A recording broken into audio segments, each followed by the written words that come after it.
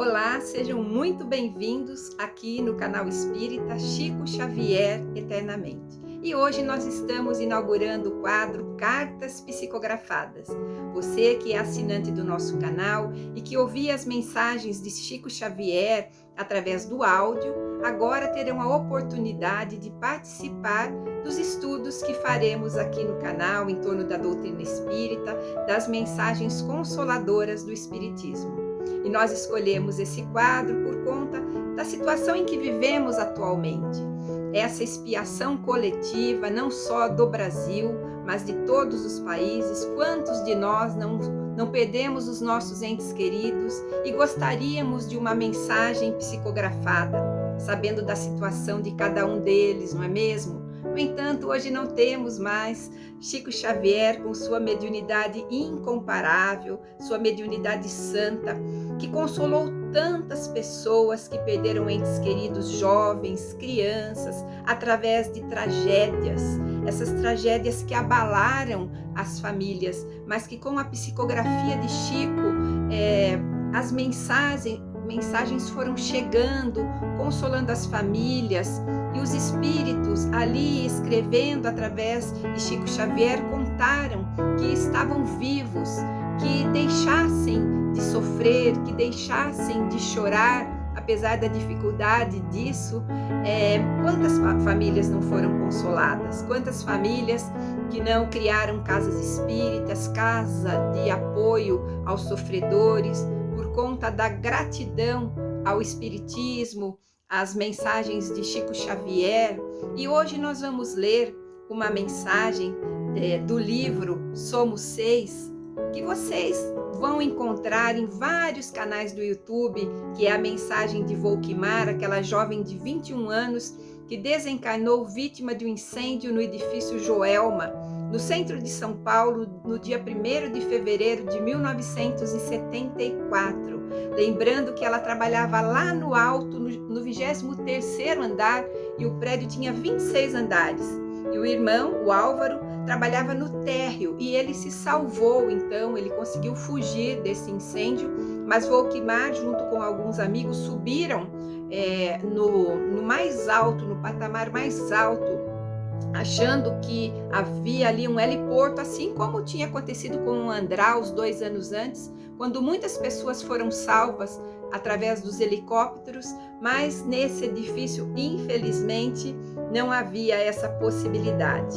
E através da psicografia de Chico Xavier, a mãe de Volquimar, a dona Valquíria, foi até Uberaba e conseguiu então essa carta maravilhosa, com muitas revelações que nós vamos aqui lendo e descrevendo essa mensagem, para que nós possamos entender não só o romance da mensagem, mas as revelações por trás desse espírito que aos 21 anos encarou de forma serena a desencarnação através de um incêndio, uma tragédia que aconteceu no interior de São Paulo, mas que o Espiritismo nos mostra de uma outra maneira que não a tragédia. Esta carta, muito, muito, muito emocionante, vocês com certeza irão às lágrimas por conta dessa mensagem maravilhosa que Volk, como era chamada, enviou à sua mãe. E ela começa assim: querida mãezinha, meu querido Álvaro, que era o irmão dela, primeiro a bênção que peço a Deus em nosso auxílio, e a bênção que rogo à querida mamãe, para que as forças não me faltem, agora que tomo o lápis com o auxílio do meu avô para escrever. Não sei explicar a emoção, mamãe, que me controla todos os pensamentos. É como se voltasse todo o quadro de meses antes à memória. Tudo me sensibiliza em excesso, tudo me faz recuar para rever o que devo contemplar em mim própria com serenidade. E parece um sonho, mamãe. estarmos juntas, através das letras, no entendimento desejado. Aqui é alma para alma, nas palavras que anseio impregnar de amor sem conseguir. Peço-lhe, não chorem mais. O que ficou para trás no tempo, não chorem mais, por expressão das leis divinas em forma de sentimento. Embora isso, sei que a Senhora e os nossos pedem notícia.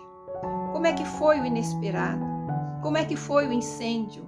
Como é que tudo aconteceu? Muito difícil a revisão. Tudo aconteceu de repente, como se devêssemos todos nós, naquela manhã, obedecer de um modo só à ordem que vinha do mais alto, a fim que a gente trocasse de corpo e de vida. Quando recebi o impacto da notícia do fogo, o tumulto lá fora não era pequeno. O propósito de fazer com que o trabalho rendesse habitualmente nos isolava dos ruídos exteriores, e o tempo de preservação possível já havia passado. Atendi automaticamente o impulso que nascia nos outros companheiros de descer às pressas, e fizemos isso. No entanto, os elevadores não mais podiam aguardar-nos. A força elétrica sofrera uma queda compreensível.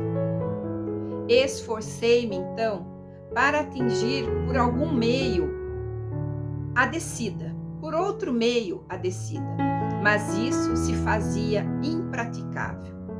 Com alguns poucos que me podiam ouvir, subimos apressadamente para os cimos do edifício. A esperança nos helicópteros estava em nossa cabeça, mas era muito difícil abraçar tantos para o regresso à rua com recursos tão poucos. Entendi tudo e orei. Orei como nunca, lembrando toda a vida num único momento, porque os minutos de expectativa eram para nós um prolongado instante de expectativa sempre menor. Tudo atravessei com a prece no coração, e posso dizer a você, mãezinha querida, que um brando torpor me invadiu pouco a pouco. O calor era demasiado para que fosse sentido por nós, especialmente por mim, com minudências de registro. Compreendi que não estávamos à beira de uma libertação para o mundo, e sim na margem da vida espiritual que devemos aceitar com fé em Deus. E aceitei. Os amigos espirituais, destacando-me o meu avô Álvaro, comigo durante todo o tempo, não me deixaram assinalar quaisquer violências, não me deixaram em situação difícil, natural numa ocasião como aquela, da parte daqueles que nos removiam do caminho em que se acreditavam no rumo da volta que não mais se verificaria. Lembrando nossas preces e nossas conversações em casa, procurei esquecer as frases de desespero ao meu redor e as preces e as atitudes íntimas de prece e de aceitação me auxiliaram e me colocaram em posição de ser socorrida. Mais tarde, após algumas horas de libertação do corpo, é que eu despertei ao seu lado, em casa, na minha cama. Estava em meu próprio leito, refazendo energias. E pelo meu avô fui informada de que a ilusão de estar no corpo precisava ser esquecida. Que o nosso querido Álvaro, o meu irmão, auxiliado por ele mesmo, me encontrara a forma física na instituição a que fôramos recolhidos, os corpos, depois da luta enorme. e que não me cabia agora senão estar calma e forte para fortalecê-la, mamãe. Mas quem pode se gabar de ser mais forte que os outros, numa ocasião qual naquela, em que nos vimos todos agoniados e alterados, sem qualquer possibilidade de opção? Chorei muito, mas Deus não nos abandonou. Por alguns poucos dias estive quase que constantemente ao seu lado, até dar-lhes a certeza de que devíamos estar em paz. Meu avô e outros amigos me ajudaram e prossigo na recuperação necessária. Da minha parte, estou melhorando e agradeço a sua prece e a prece dos nossos familiares. Quando posso, querida mamãe, e auxiliada por enquanto e sempre por amigos queridos, daqui do mundo dos espíritos, eu volto ao nosso ambiente familiar. O amor é um milagre permanente. Por ele, as afeições se multiplicam e os nossos corações sempre se escoram em novas esperanças para a vitória da vida. Querido Álvaro, meu irmão, lembre-me como em nossos retratos felizes. Não me recorde desfigurada ou em situação difícil, qual você é induzido a lembrar-me. Querido irmão, atravessamos aquela sombra já. Agora tudo é luz e tudo é bênção. Seja para nossa querida mamãe o que você sempre foi, um companheiro e uma bênção. Mamãe, continue forte e calma na fé. A morte não existe, mamãe. O que existe é a mudança, que por vezes, quando imprevista, como foi o nosso caso, não é fácil de suportar. Abraços aos meus sobrinhos. Mamãe, ouça-me, dando notícias, e recorde aqueles bilhetinhos que eu deixava para a senhora. Fique tranquila, estou bem, já cheguei do trabalho, chegarei mais tarde. E esteja certa, querida mãezinha, de que com o beijo de todos os dias e o carinho de todos os momentos, eu continuo sendo a sua filha, a filha de hoje, a filha de sempre, hoje e sempre a sua filha Volkmar. É uma mensagem tão cheia de emoção, tão cheia de esperança, de uma filha desencarnada num desastre, numa tragédia tão violenta que é um incêndio, contando para sua mãe que apenas aconteceu a destruição do corpo físico, porque ela, espírito, Volkmar, continua viva do outro lado da vida, numa dimensão que nós, com os nossos olhos físicos, não consegue visualizar. Mas não é porque não conseguimos visualizar que essa vida não existe. Ela existe e os espíritos contam de como é a realidade do outro lado da existência física, que é passageira, que é rápida, que é curta. E aqui nós vemos várias e várias revelações que Volkmar faz para nós. Ela trabalhava no edifício Joelma, no 23º andar, e não houve para ela a possibilidade do salvamento, por conta de que naquele prédio não havia heliporto, não havia possibilidade de que helicópteros pousassem lá para salvar a vida de muitos deles. Por que então o seu irmão se salvou e ela não? Vemos aí o momento de retorno de algumas almas para o mundo dos espíritos. Nós temos um tempo para viver na Terra e um tempo de voltar para o mundo dos espíritos, independente da idade que nós tenhamos.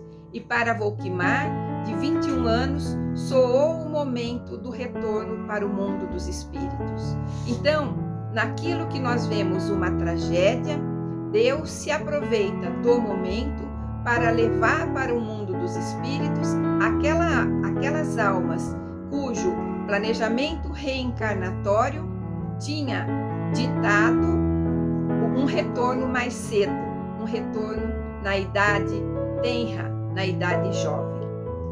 Outra coisa importante que Volkmar nos conta é que ela despertou na sua própria casa. Nós temos muitas orientações espíritas de que todos nós passamos pelo umbral, e isso é uma inverdade. Não existem obras de Allan Kardec que afirme isso. Para cada um, a morte será o que foi a sua vida. É um reflexo da sua vida, do bem que fez ou não. E para Volkmar, ela não sentiu as dores das queimaduras, as dores da intoxicação pela fumaça. Ela foi recolhida na sua própria casa, na sua própria cama, até se recuperar totalmente, para então ser levada para o mundo dos espíritos numa colônia, provavelmente, porque ela não nos conta aqui nessa psicografia, mas teve o benefício de se recuperar primeiro em casa.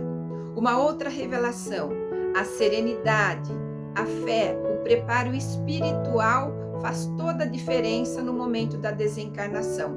Enquanto uns se atiraram do prédio, se jogando no chão, lá no asfalto, na tentativa de fugir do fogo, numa atitude desesperada, Volkmar, ao perceber que iria desencarnar, que tinha chegado o seu momento, ela se acerena interiormente, ora profundamente, como nunca orou antes. Ela faz essa revelação aqui.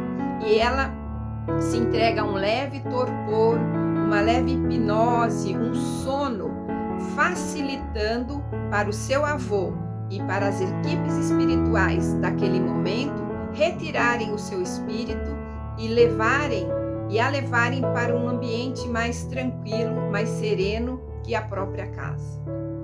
E a certeza da continuidade da vida que a família tinha, buscando na psicografia de Chico Xavier essa carta psicografada que amenizou tanto o sofrimento da família, fez bem para a família e fez bem para Volkmar, porque nós sabemos que quando uma família em desespero clama pelo ente querido que morreu, está revoltada, chorando desesperadamente, todo esse desequilíbrio familiar impacta negativamente a alma que sofre do outro lado esse impacto. Nós percebemos aqui que Volkmar estava tranquila, tanto que em julho de 1974, fevereiro, março, abril, maio, junho, 5 meses depois, ela já está pronta, preparada e equilibrada para enviar essa mensagem para os seus pais. Quantos de nós não gostaríamos de ter esta bênção, de ter uma carta nas mãos, psicografada especialmente por Chico Xavier, de um ente querido que já partiu? No entanto, nós devemos guardar essa certeza de que nos momentos do sono, em que nós temos um desprendimento parcial da alma do corpo, nós podemos alçar as regiões espirituais e, com a permissão de Deus, encontrar os nossos entes queridos e deles receber as notícias da sua situação no mundo espiritual. E em plena pandemia de coronavírus, onde tantas pessoas retornaram ao mundo dos espíritos, nós queremos saber da situação de cada um. Então mantenhamos a fé, a esperança de que os nossos entes queridos estão muito bem cuidados, estão ali amparados por parentes, por seus mentores espirituais, pelo seu anjo da guarda. O homem, como diz o nosso querido benfeitor Emmanuel, não é um deserdado da sorte, ele é filho de Deus e ele será acolhido em todas as situações que possam gerar sofrimento, insegurança, tristeza, dificuldades. Nós seremos acolhidos e muitas vezes nem perceberemos esse acolhimento, esse amparo por conta dos nossos desequilíbrios mentais, qual aconteceu com André Luiz, que nos relata isso no livro Nosso Lar, mas todos seremos acolhidos. Espero que vocês tenham gostado dessa primeira carta psicografada. Aproveitem e se inscrevam no canal, deixe um like, compartilhem esse vídeo para aquela mãezinha que perdeu um ente querido, um filho, nesse momento tão doloroso em que vivemos, para amenizar o seu sofrimento, para envolver o seu coração nessas vibrações de amor e de serenidade. E nós nos encontramos no próximo vídeo. Até mais!